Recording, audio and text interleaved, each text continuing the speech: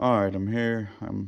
Got the timing cover off of the 77 Trans Am. It has the Olds 403 in it. Uh, don't know anything really about timing chains and what they're supposed to look like. This is the first time I've been in an engine like this. Um, it's got like 100, well, it's showing 40,000 miles on the clock, but I mean, I'm pretty sure it's rolled over, so it's going to be more like 140,000, just judging by the wear and tear on the car and the brake pedal, and accelerator pedal, and all that stuff. But while I'm changing this timing cover, I need to know, any of you know anything about timing chains and whatnot, is this timing chain supposed to be this loose?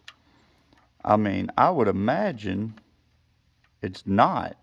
I mean, I would think you wouldn't want it super tight, just like any other chain. You don't want it to be really tight, but you also don't want it to be really loose. And this is pretty loose. I mean, look at that.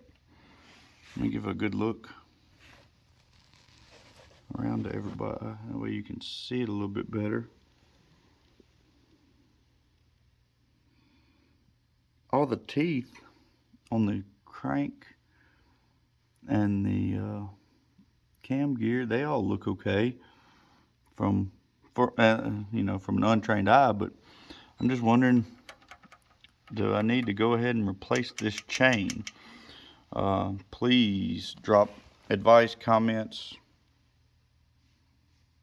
in the comments. I mean, I appreciate everything right now. I'm trying to learn how to do this, so I'm making these videos. I'm gonna post the whole video showing the harmonic balancer removal and all that stuff here shortly. But I'm just gonna go ahead and throw this up there. That way maybe I can get some advice, and then that way I can order a timing chain tomorrow if I need to. Appreciate it. Like and subscribe. Thanks.